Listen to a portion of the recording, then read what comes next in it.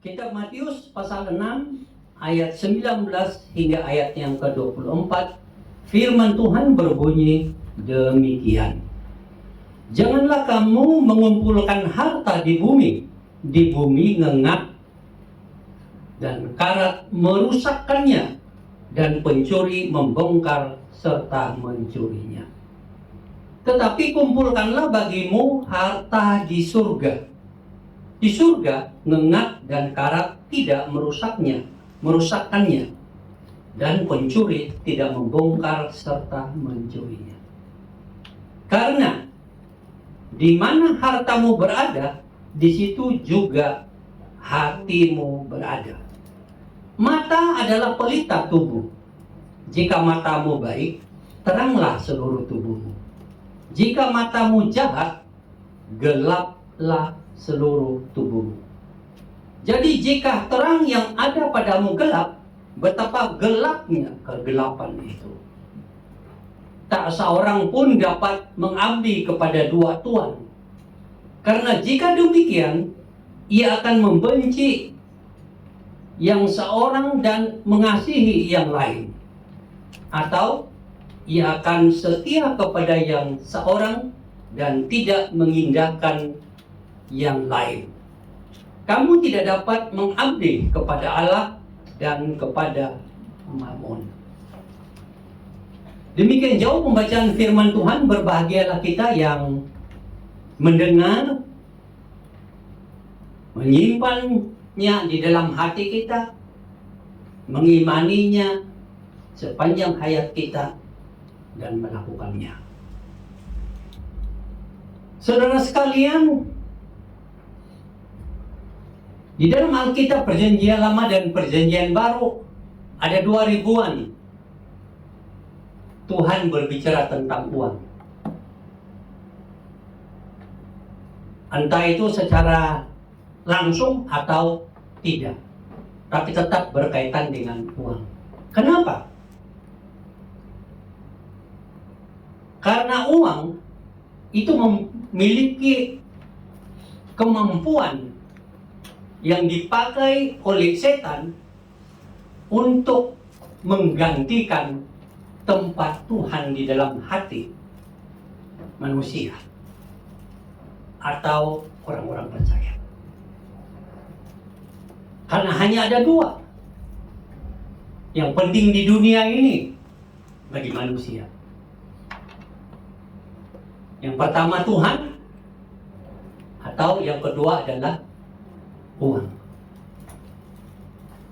Atau sebaliknya, yang pertama adalah uang dan yang lainnya adalah Tuhan. Kekristenan hancur karena uang, karena harta. Mari saya berikan contoh. Di Eropa, juga di Amerika, pada abad-abad awal, mereka mengutamakan Tuhan. Gereja dibangun dengan begitu megah, dan orang begitu banyak datang ke gereja beribadah. Menyanyikan lagu-lagu him yang luar biasa artinya. Mengikuti kegiatan-kegiatan rohani yang hebat. Taat, rajin, dan mendengarkan pengkhotbah yang hebat yang menguraikan firman Tuhan. Tapi waktu berlalu,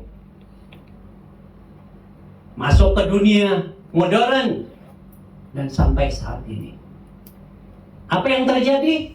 Gereja sudah tidak menarik. Yang menarik adalah uang, harta. Begitu banyak orang meninggalkan gereja, ya mungkin karena mereka itu tidak percaya kepada Yesus. Mereka hanya percaya kepada agama atau ada alasan yang lain. Tapi karena harta lah, karena uang lah, gereja kosong. Di Eropa, gereja-gereja dijual menjadi mall, menjadi tempat-tempat wisata, bahkan menjadi milik dari agama yang lain.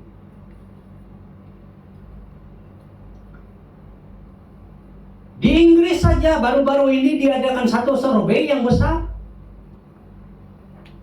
bahwa orang-orang muda sudah tidak tertarik apa yang namanya Tuhan, apa yang namanya gereja, apa yang namanya kekristenan, sudah tidak menarik bagi mereka.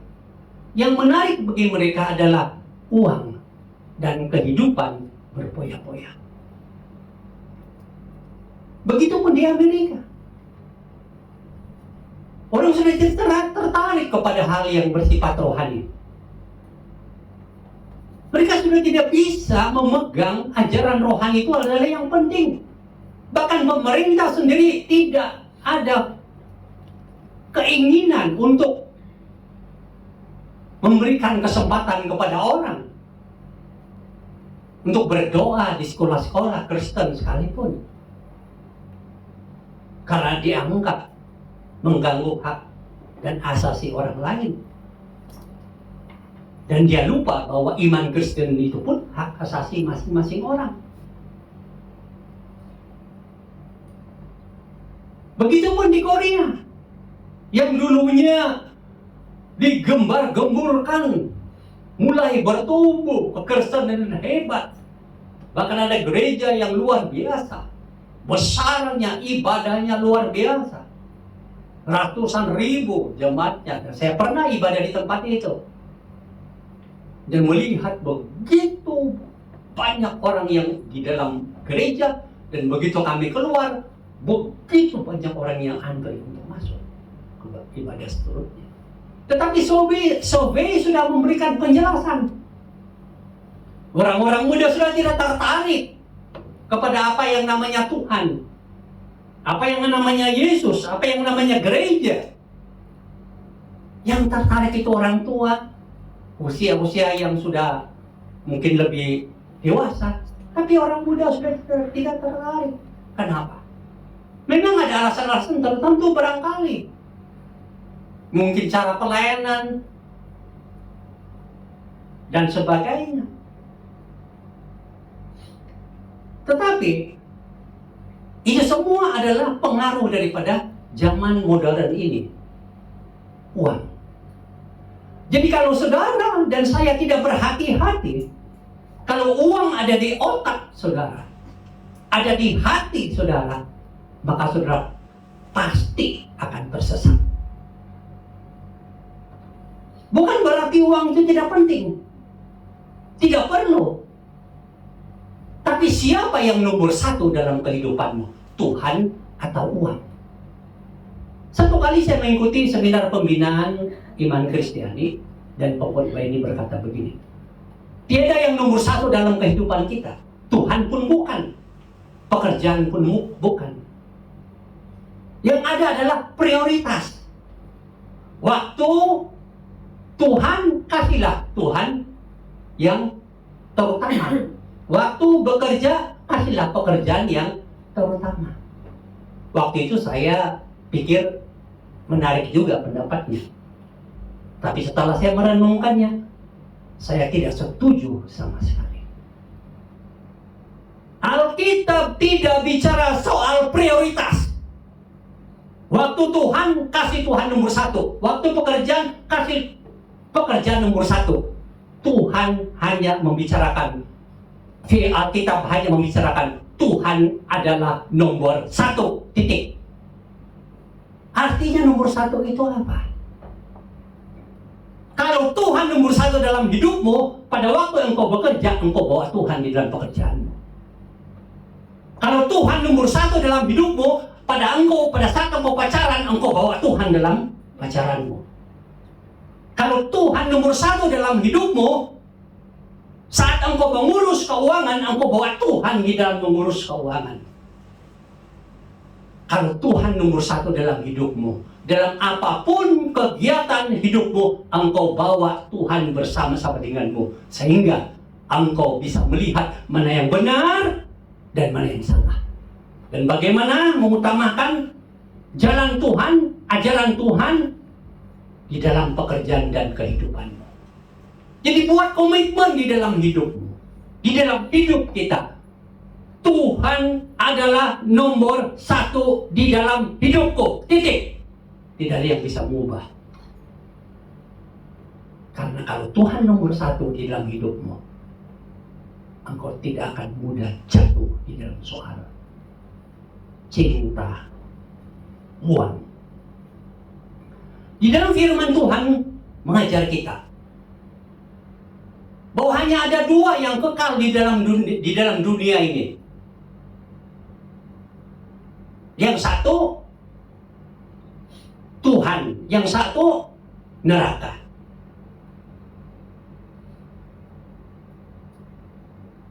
Kita mau pilih yang mana? Hidup kekal di surga atau hidup kekal di neraka?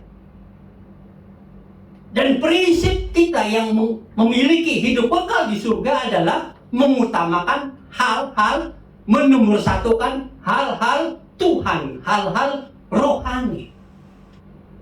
Bukan di dunia ini. Firman Tuhan sudah menjelaskan segala sesuatu di dunia ini sementara. Uangmu sementara. Sedikit pun yang kau miliki, sesederhana pun yang kau miliki, segudang pun uangmu sementara.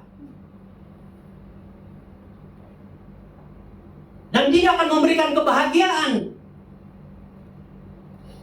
Begitu banyak artis-artis yang hebat bunuh diri walaupun uang mereka berjuta-juta.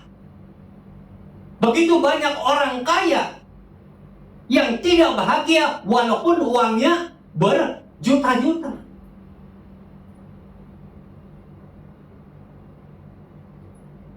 Kebahagiaan itu bukan dari uang. Itu hanya menimbulkan rasa senang sementara kita di dunia ini, tapi bukan kebahagiaan yang sesungguhnya. Kebahagiaan itu adalah dari Tuhan. Utamakan Tuhan, bukan uang.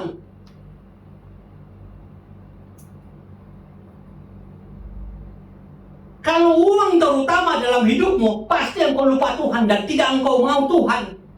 Yang engkau mau apa? Uang. Uang. Pikiranmu, uang, bukan Tuhan. Hatimu, uang, bukan Tuhan. Kegiatan hidupmu, uang, bukan Tuhan. Mulutmu berkata-kata, uang, bukan Tuhan. Kalau uang nomor 1. Sebagai anak-anak Tuhan, yang nomor 1 itu apa? Tuhan.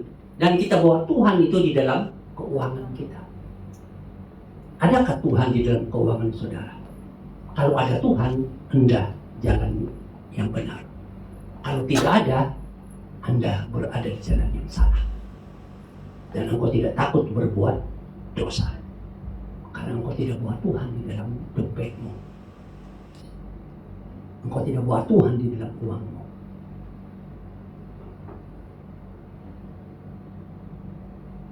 Uang itu sementara, harta, uang itu sementara. Firman Tuhan katakan, di sini dia bilang apa? Karat dan ngengat mengemakannya. Artinya apa? Bisa rusak, bisa hilang. Dan yang kedua, ada apa? Ada apa? Pencuri. Saya beritahu saudara, dalam pelayanan konseling selama 15 tahun di sini, dan membaca surat kabar, baik berbicara tentang pekerja migran, ada banyak media sosial yang lain. Dalam semua pekerja migran yang diberitakan oleh salah satu surat kabar beberapa waktu yang lalu, pekerja migran Indonesia, di Arab, di Malaysia, di Taiwan, di Korea, di Jepang, di Hong Kong. Soal keuangan yang paling tinggi masalah masalah keuangan adalah Hong Kong. Paling tinggi. Mungkin karena liburan tiap minggu. Jadi ketemu teman-teman dan pas ada orang yang memang orangnya itu milik setan. Jadi kesetanan, nipu sana, nipu sini. Jadi banyak orang yang ditipu. Saudara ada banyak pengalaman, bukan? Ya.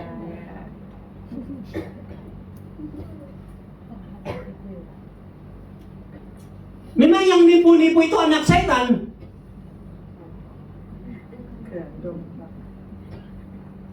Walaupun kelihatannya kudus barangkali dengan pakaiannya atau kata-katanya, tapi ujung-ujungnya kemana? Nipu.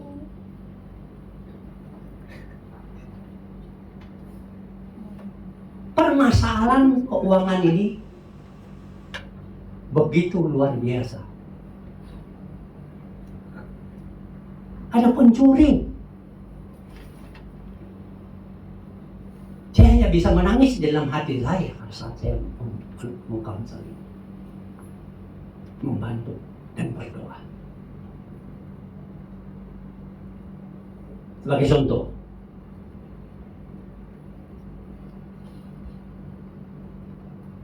dia mengumpulkan uangnya begitu banyak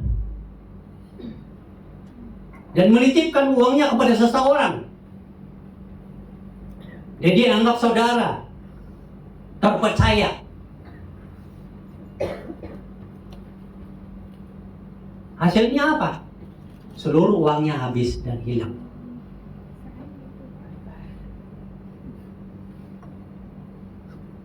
Ada pencuri, saudara.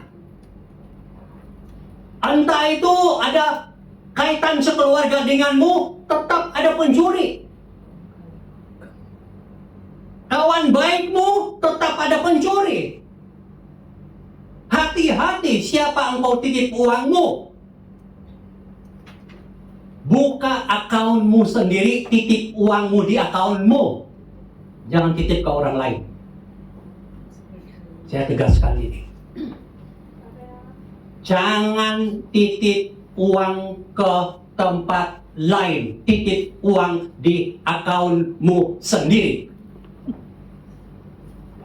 Karena saya sudah konseling banyak orang. Baik yang dari gereja ini atau yang majikannya antara.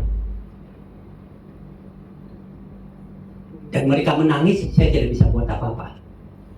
15 tahun, begitu banyak masalah soal ini.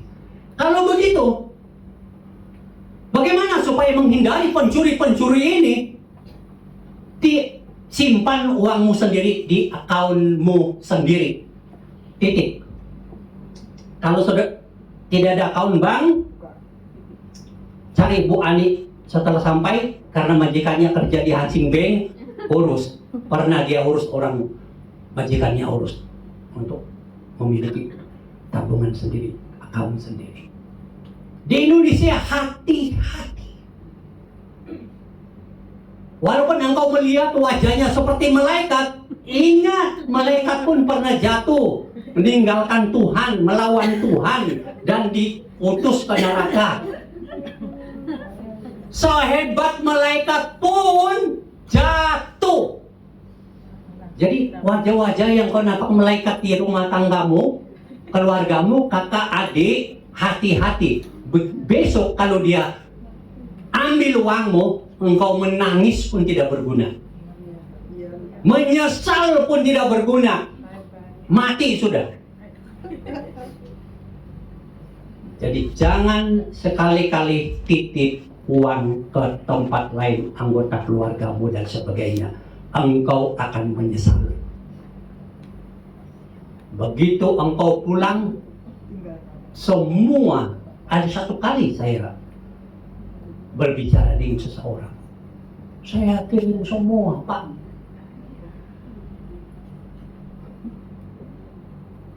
Begitu satu kali saya libur, lihat tidak ada apapun yang dibuat di rumah. Uang saya satu pun hilang semua. Bagaimana, Pak? Saya tidak bisa buat apa-apa. Nah, saya mau ngomong apa? Saya hanya dengar keluhan, menangis, ya sudah. Tidak ada waktu. Terimalah kenyataan. Dan dia sudah pulang dengan uangnya sedikit, ya sudah, tidak apa-apa. Urus. Ada pencuri, kata firman Tuhan. Kalau kamu mengutamakan uang, awas. Pikirkan baik-baik ini. Malaikat bisa jatuh. Apalagi manusia yang sudah dari sononya berdosa. Hati. Jadi kita harus berpikir bahwa uang atau harta, kita tidak bicara tentang uang, karena uang membeli harta. Kita bicara uang, ini satu bisa rusak, bisa hilang. Yang kedua, ada pencurinya. Maka tidak ada yang kekal. Soal uang di dunia ini tidak ada yang kekal. Cepat habis. Sudah mau kerja lagi, habis. Sudah pulang Indonesia, bawa uang sedikit atau lumayan, habis. Kesini lagi, habis. Kesana lagi, habis. Uang itu memang begitu.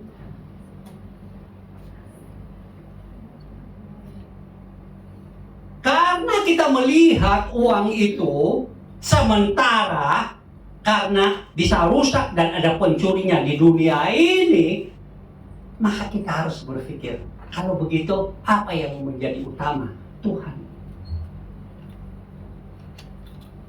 Tuhan yang utama. Tiada yang lain. Peganglah Tuhan yang terutama. Nomor satu dalam hidupmu, Tuhan. Dan bawa Tuhan itu di dalam dompetmu. Begitu engkau membuka dompet, ada Tuhan.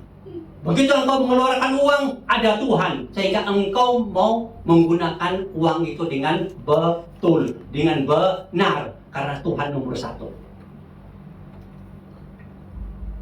Firman Tuhan sudah jelas kok ngomong.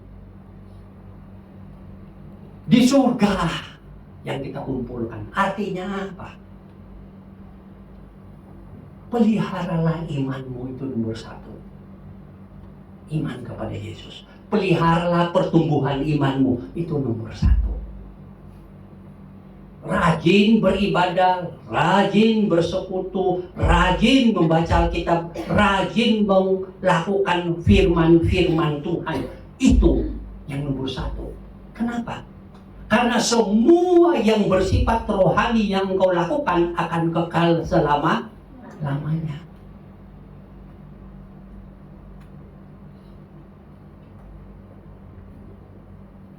Di surga. Makanya perhatikan firman Tuhan katakan. Pegang Tuhan, ingat Tuhan. Ini cara kita menyimpan harta kita di surga. Jadi kalau Tuhan nomor satu, bawa Tuhan itu di dalam pekerjaanmu, di dalam tidurmu, di dalam bangunmu, di dalam pergaulanmu, di dalam percakapanmu, di dalam apapun ada Tuhan. Itu penting. Bayangkan saat ini, di sini ada 10 miliar uang. 10 miliar. Di mana? Di sini, sebelah kanan saya ini ada 10 miliar. Dan di sini Yesus berdiri. Tidak apa-apa, hanya dia sendiri berdiri. Dan saya berdiri di sini dan berkata, ini adalah waktu untuk memilih. Kamu mau pilih yang mana? 10 miliar? Tuhan Yesus di sini berdiri. Kamu mau pilih yang mana?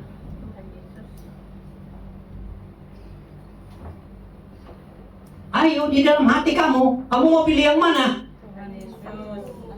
Kalau kamu punya masih pikiran di sini, berarti kamu punya cinta uang itu begitu besar. Kalau kamu melihat ini 10 miliar ini, terasa di sini, terngiang-ngiang di sini, berarti cinta uang kamu lebih besar. Dan Yesus kamu tidak perhatikan. Padahal hidup dan matimu adalah Yesus. Apa artinya engkau mati dengan 10 miliar tanpa Yesus? Apa artinya dengan tidak punya uang dan mati tanpa Yesus, bersama Yesus? Engkau sendiri tahu jawabannya. Makanya kita harus mengutamakan Tuhan. Tuhan nomor 1 dalam kehidupanku. Bawa Yesus di mana-mana karena nomor 1. Dimanapun. Firman sudah jelas. Karena di mana hartamu berada, di situ juga hatimu. Jadi kalau kita mau tahu di mana hati kita, di mana harta kita, harta kita itu Tuhan atau uang.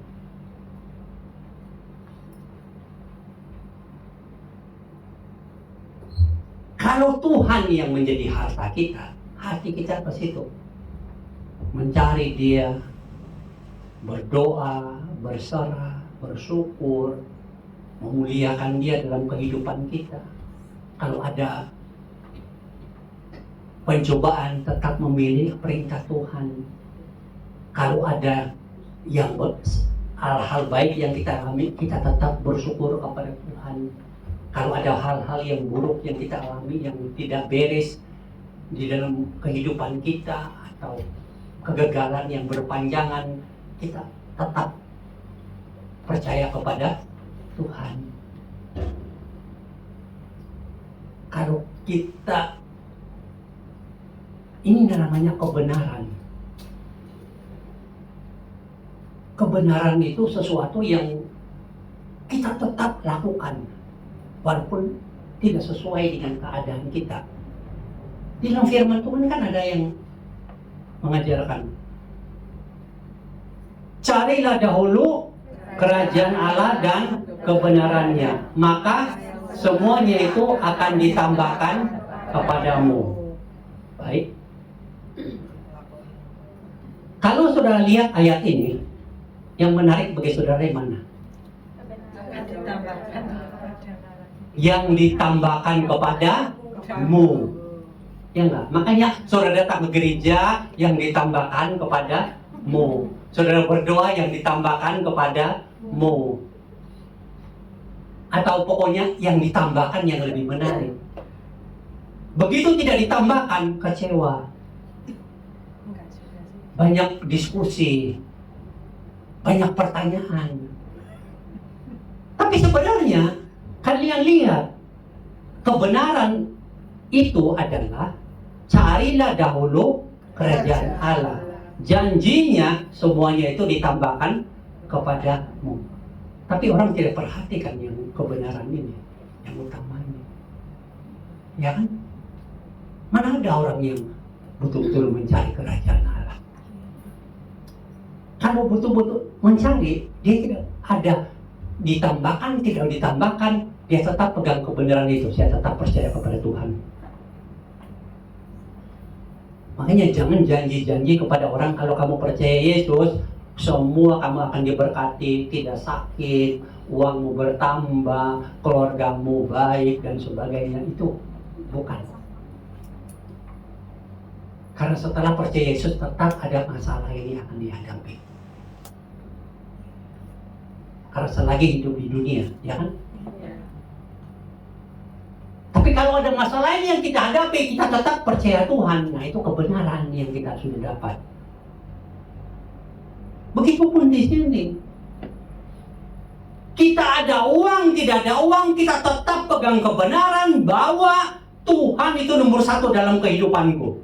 Aku mau memperhatikan Dia. Aku mau menyimpan segala hartaku di surga. Itulah hatiku. Kan begitu. Itu kebenaran. Tuhan nomor satu dalam hidupku, itu kebenaran yang tidak bisa diganggu gugat. Ada orang miskin. Miskin ini definisinya adalah mendapat uang tidak sesuai dengan ukuran atau standar penggajian di negara masing-masing.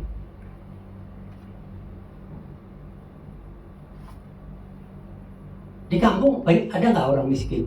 Menurut kalian ada, karena tidak ada uang. Tapi kalau yang banyak tanah, tapi uangnya sedikit, tapi tanahnya kiri kanan, tetap saya bilang miskin kan?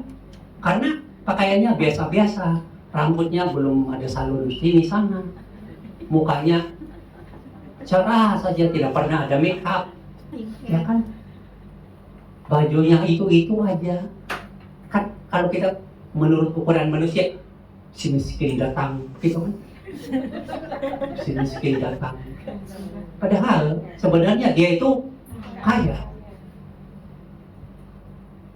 Tapi dia tidak bisa bergaya karena kekayaannya itu di tanahnya, usahanya, ladangnya.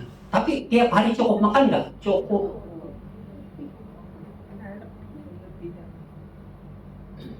Begitu. Dan orang seperti itu, walaupun dia tidak punya uang yang banyak, dia tetap percaya kepada Tuhan, bergantung dan hidup untuk Tuhan. Ada itu begitu di desa. Kemudian ada orang, tetangga yang lain, tiba-tiba kaya, nggak tahu bagaimana. Tahu-tahu utang sini, utang tanah. Digadai apa? Tanah. Tanah nomor 1 gadai, dapat 1 miliar. Begitu kan? Lalu buat rumah, buat apa dan sebagainya. Terus bayaran bulanan, nah kan masalah. Benar nggak? Karena tidak pendapatan, namanya orang di kampung. Tidak pekerjaan yang lebih besar. Tidak bisa bayar. Tapi awal-awal dalam tahun pertama, rambutnya mantap, alisnya mantap, mobilnya mantap, jalannya, fashion show di tengah-tengah kampung. Semua orang wah begitu. Yang utama dalam dia punya hati itu apa? Harta. Tapi karena utang sini untuk membangun satu image, akhirnya dia tidak bisa bayar. Seluruh tanahnya disita, rumahnya disita. Karena gara-gara mengutamakan uang, image hancur. Ada orang yang tenang-tenang saja dengan kemiskinannya, yang penting makan minum cukup, dia tenang. Yang ini dalam 1 tahun mungkin ketawa-ketawa, terus tidak bisa tidur pun susah, ya kan, sembunyi sana sembunyi sini karena apa? Dikejar. Hati-hati, jangan bergaya dengan hutang, susah. Kamu kalian mau buat rumah, bergaya dengan hutang dan tidak bisa bayar, gaji kalian begini, hutang kalian di 3 bank, habis. Kalau majikan kalian baik, dia akan bayar semua, kalian akan bekerja di majikan sampai selesai hutangmu. Ada yang begitu, dan kita bersyukur ada majikan yang begitu hebat dan luar biasa. Tapi ada majikan bahwa pembantunya ketemu saya di hari biasa, counsel, ngomong, ini saya punya hutang banyak. Terus dia bilang, Pak, saya tidak bisa, tolonglah supaya majikan saya bayar.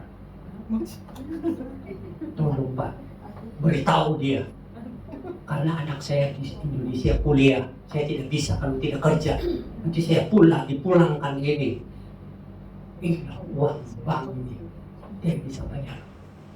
Saya jelaskan ke majikannya, kirim cara-cara bagaimana dia bisa bayar dan bagaimana pekerjaannya membayar. Kemudian dia tidak ada kabar. Tidak ada kabar dari majikannya. Telepon saya tidak, kabarkan saya tidak. 2 minggu kemudian bilang, saya sudah termenit punya pekerjaan. Saya tidak mau dia. Dia punya hati rusak.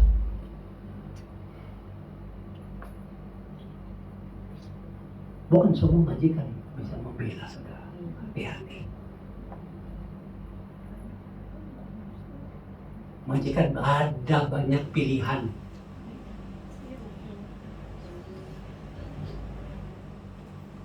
Kenapa? Hati-hati dengan gaya-gaya pergayaan itu.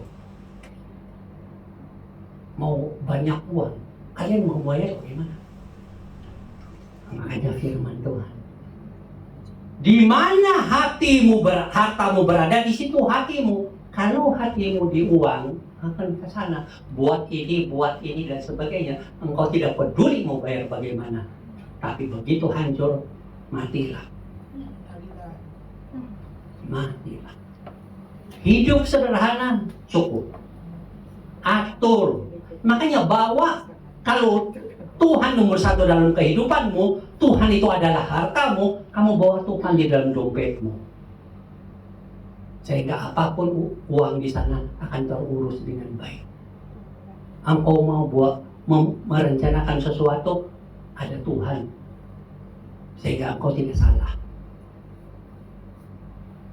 Bawa Tuhan di dalam hatimu sehingga engkau melihat uang, engkau tidak serakah. Orang serakah uang itu ya, apapun dia. Makanya penipuan itu salah satu tanda-tanda orang keserakahan. Penipuan. Banyak itu di luar sana. Baca surat kabar lah. Baca yang kabar-kabar pekerja migran Indonesia di Hong Kong itu udah baca bagaimana mereka itu dihabisi, mereka punya uang oleh orang-orang lain. Baca. Ini dunia. Tapi kalau hati, hartanya adalah Tuhan dan engkau bawa Tuhan itu di dalam kehidupanmu, engkau tidak akan serakah dengan uang. Engkau bersyukur dengan berapa yang engkau miliki dan engkau gunakan dengan baik, engkau atur dengan baik. Begitu. Uang belum cukup, tidak apa-apa, pelan-pelan. Untuk urusan rumah nanti saya simpan. 2 tahun akan datang akan terjadi. Pak, saya mau cepat-cepat buat rumah. Begitu dia buat rumah, jadi bangga, dia kasih tempat foto. 4 tahun kemudian dia bilang, robek sini, robek sana, robek sana. Utang belum selesai. Apa yang terjadi kalau begitu? Kenapa tidak pulang saja baru kamu buat dan kamu nikmati, ya enggak? Aduh, rumahku api, aduh, kerjaanku bertahun-tahun mendatangkan hasil. Kan begitu? Jadi untuk sementara cukup sederhana, makanya jangan terlalu serakah. Tapi bisa nggak Pak? Ya, lihatlah kamu punya tabungan gitu loh. Atau kalau kamu mau pinjam uang sesuai dengan kamu punya kemampuan, bayar utang 40%, 30%, 70% kamu punya tabungan dan urusan keluarga. Itu kamu tidak akan mati.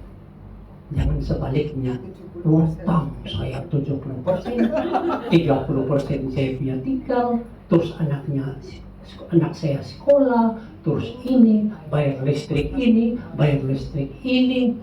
Anda bisa nanti kan jatuh lagi di tempat yang lain. Hati, di mana hartamu berada, itulah akan mempengaruhi hatimu. Kalau engkau serakah uang, itu hati. Kalau engkau serahkan Tuhan, puji Tuhan. Dikit-dikit Tuhan, gitu kan? Dikit-dikit Tuhan, dikit-dikit firman Tuhan, dikit-dikit perintah Tuhan. Begitu.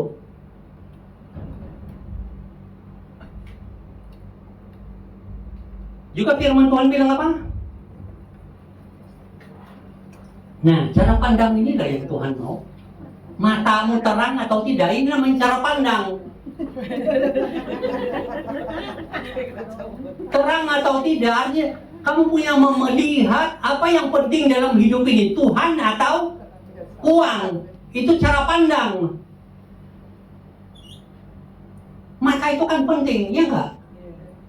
Coba yang kacamata, buka kacamata itu. Nggak bisa lihat saya dengan terang. Ya kan, yang lihat hanya kabur gitu loh. Seperti saya kalau saya lihat, nah kan kurang terang gitu. Tapi kayak kacamata, terang. Pandangan itu harus jelas. Secara harafiah mata kita, juga dalam pandangan hidup kita ini gitu loh. Kalau cara pandangmu melihat uang itu nomor satu, dan engkau serakah dengan uang, dan disitulah hatimu, dan engkau tidak peduli kepada Tuhan sebagai akibatnya, Tuhan tidak penting dalam hidupmu, Tuhan bukan nomor satu dalam hidupmu. Nah, ini cara pandang yang salah.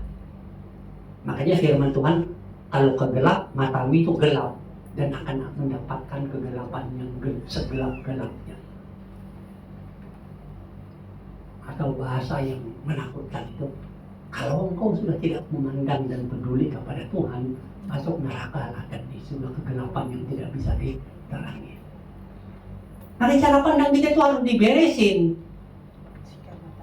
Lihat Tuhan nomor satu atau uang nomor satu. Kalau Tuhan nomor satu, ini secara pandang yang betul. Makanya Tuhan kita bawa kemana-mana. Buka dompet saudara, ada Tuhan Yesus. Nah, kamu keluar dari sini, ada Tuhan Yesus. Kamu beli sesuatu, ada Tuhan Yesus di situ yang menuntun kamu. Hati-hati. Kalau ada, kamu kan mikir-mikir. Ya kan? Coba kalau ada penyakit, darah tinggi misalnya, kamu hati-hati nggak makan? Hati-hati kan? Apalagi bulan kemarin saja sudah mau napasnya satu-satu. Oh, lebih hati-hati dia. Oh ya, saya hanya bisa makan sayur. Sayur ini pun ini kan bagus. Hati-hati. Kalau dia tidak hati-hati, tidak lama lagi lah. Kalau tidak lama lagi lah, cepat-cepat cari Tuhan. Jangan terlambat. Makanya cara pandang kita harus betul dan bersih. Lihatlah, Tuhan nomor satu dalam kehidupanku. Ku bawa Tuhan dalam urusan keuanganku, hartaku, kehidupanku sehari-hari. Nah, itu cara pandang yang benar. Yang salah, tuh uang nomor satu dalam kehidupanku. Hatiku penuh uang, tanganku penuh uang. Kalau uang sendiri nggak apa-apa ya. Kalau uang orang lain, matilah kamu. Ya kan? Kalau bank ya nggak apa-apa. Memang dia urus uang bank, apa itu uang orang lain. Hati-hati, pencobaan besar. Firman Tuhan bilang lagi apa? Jadi jika matamu itu jahat ya, atau cara pandangmu itu salah, gelaplah hidup dan masa depanmu. Dan banyak saudara yang sudah alami. Iya, Pak. Gelap sekali di masa depan. Sudah sekarang bertobat. Pak, saya mau bertobat. Oke. Mulai jalani kehidupan yang terang, cara pandang yang terang. Tuhan akan pulihkan keuangan saudara, masa depan keuangan saudara, Tuhan akan pulihkan. Karena saudara cara pandang saudara sudah betul. Tapi kalau salah terus, cari teman. Ayo dong, tolong ditegur. Aku ini mataku kok masih kabur. Tolong. Cari batas mata. Nah, teman bilang begini saja. Nah, bersyukur kalau ada teman yang mengingatkan. Bersyukur. Kalau tidak ada orang yang mengingatkan, saudara harus hidup menderita. Karena di depan ada jurang yang paling dalam yang saudara tak bisa sadari. Dan begitu saudara jatuh, sudah tidak bisa teriak. Makanya kalau temanmu teriak-teriak pada saat engkau berjalan menuju ke satu jurang yang besar, dengar baik-baik, buka telinga, dan duduk sambil minum kopi. Apa sih maksud kamu, Allah? Wah, terima kasih ya, thank you. Begitu Tuhan pakai dia untuk menolong kamu. Jika matamu gelap pelajaran, matamu jahat, cara pandang yang jahat ini lain. Apakah cara pandang saudara itu jahat? Sisil. Ada bos-bos yang jalan, bos-bos itu matanya apa? Gelap, mencari keuntungan di dalam pekerjaannya, ya kan? Pertemanan juga ada yang jahat matanya, mencari keuntungan dalam pertemanan. Awas lu kalau tidak mau kasih saya uang, tagadayu. Nah kan begitu, matanya jahat itu mencari apa? Keuntungan. Nah, itu terlalu banyak. Bukan saja di antara kalian, itu lebih laporan-laporan. Kalau kalian mau lihat berita tiap jam 7 itu atau jam 7.30, begitu banyak perusahaan asuransi lah, inilah ditangkap polisi semua. Kenapa? Matanya itu udah jahat, mencari investasi di sini sana, penipuan yang paling besar. Ini di kota ini loh. Percaya tidak? Lo itu di surat kabar itu loh. Bangunannya bagus, orangnya pakai jas semua, bahasanya hebat. Penipuan. Itulah mata dia jahat. Dan firman Tuhan bilang apa? Kamu tidak bisa mengabdi kepada dua tuan. Nah, pilih uang atau Tuhan Yesus. Pilih. Kamu tidak bilang, oh, I want to give 100% to Jesus and to money, to uang. Nggak bisa. Kamu harus pilih salah satu. Surga atau neraka. Pilih salah satu. Perintah Tuhan atau dosa. Pilih. Menjadi orang baik atau orang jahat. Pilih. Jangan berbuat baik tapi tujuannya jahat. Itu kejahatan. Nggak bisa. Pilih. Kamu tidak bisa menomorsatukan Tuhan dan menomorsatukan uang atau harta. Kamu harus pilih. Nomor satu dalam kehidupanku, Tuhan. Inilah yang aku sembah, yang aku agungkan, yang aku muliakan. Setiap kali aku berdoa ini dan sebagainya secara rohani, aku berikan hidupku dan seluruh pikiran, harta, kata-kataku, bakat-bakatku kau berikan kepada Tuhan. Inilah yang aku sembah. Begitu. Pikirkanlah. Tuhan itu nomor satu. Dan bawa Tuhan yang nomor satu itu dalam kehidupanmu sehari-hari. Dalam mengurus keuangan, mengurus harta, mengurus apapun. Karena ada yang nomor satu yang menjadi pembimbing hidupmu. Jadi dalam hidup ini, kembali. Kobarkan hatimu untuk menomorsatukan, mengatakan Tuhan nomor satu dalam kehidupanmu. Ingat fakta yang paling jelas. Eropa sudah hancur karena uang. Begitupun di barat yang lain. Begitupun di Indonesia, kalau sudah lihat kabar-kabar, surat kabar atau dalam pembinaan rohani, sudah mulai orang tidak tertarik kepada yang namanya gereja. Yang mereka tertarik apa? Uang, kenikmatan hidup. Jangan saudara bilang, benar nggak Pak? Saudara sendiri kan begitu. Ngapain kita mau? Ini hanya contoh yang paling jelas. Makanya kita mulai hari ini firman Tuhan mengingatkan kita. Mengingatkan kita. Uang dan harta itu sementara dan bisa hancur. Dan ada pencurinya. Jangan jadi pencuri. Awas itu pencuri-pencuri. Makanya jangan nomor satukan uang dan harta. Simpanlah hartamu di surga. Nomor satukan Tuhan, karena itu yang kekal.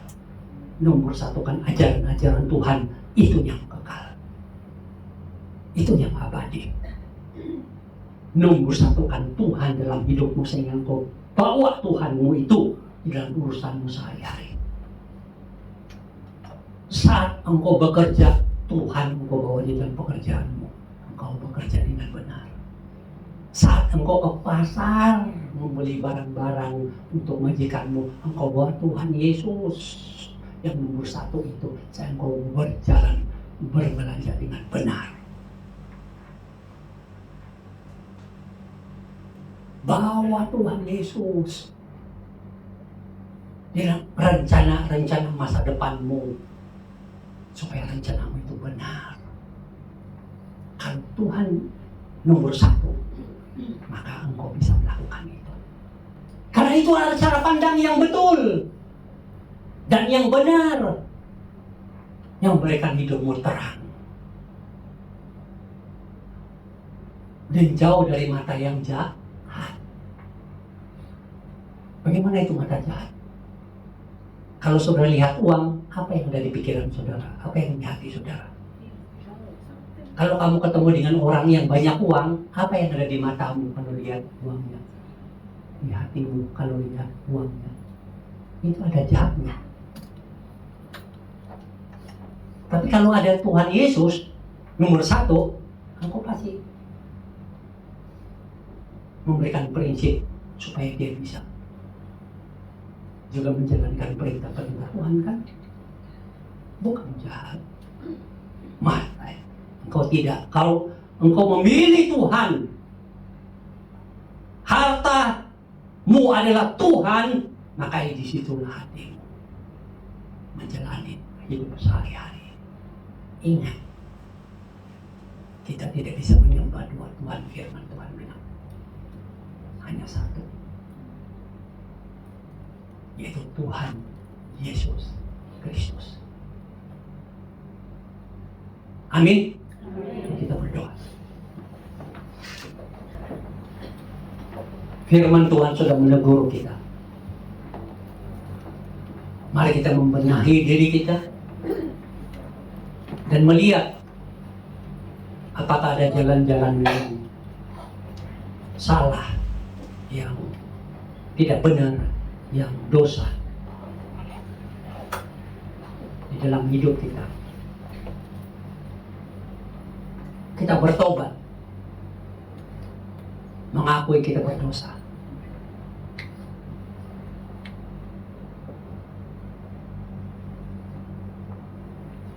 Jangan merugikan diri sendiri dan merugikan orang lain.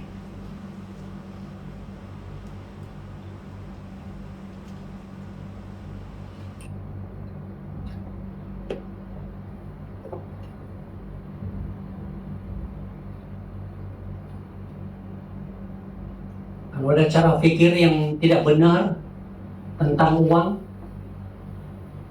bertobat. Supaya Tuhan akan memulihkan hidupmu dan masa depanmu. Tuhan memberkati hidupmu dan masa depanmu. Kalau selama ini uang adalah nomor satu dalam hidupmu, bertobat. Aku itu dosa. Minta belas kasihan Tuhan dan pengampunan Tuhan. Dan mulai buat komitmen yang baru.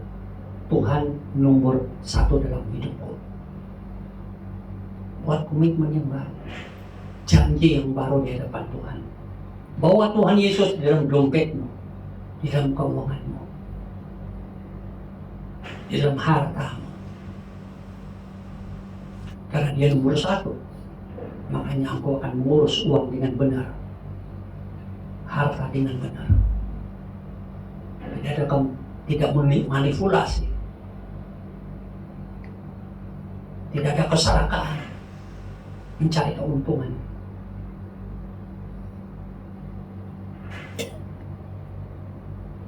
Bertobat. Karena kalau engkau tidak bertobat, Tuhan tidak bisa memulihkan hidupmu.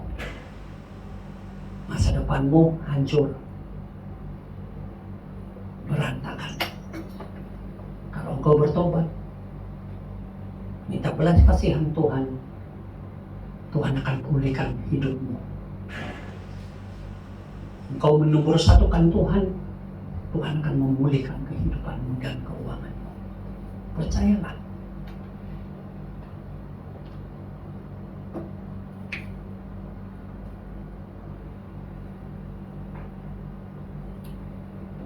Kalau engkau berjalan dengan jalan Tuhan,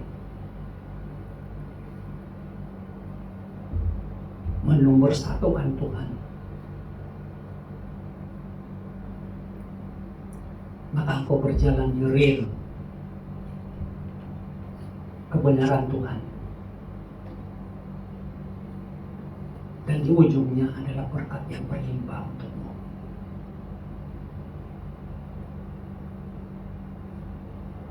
Kalau engkau menomor satukan uang, engkau akan sesat. Dan di ujungnya adalah kehancuran. Tuhan mengasihimu dan Tuhan akan memulihkan hidupmu.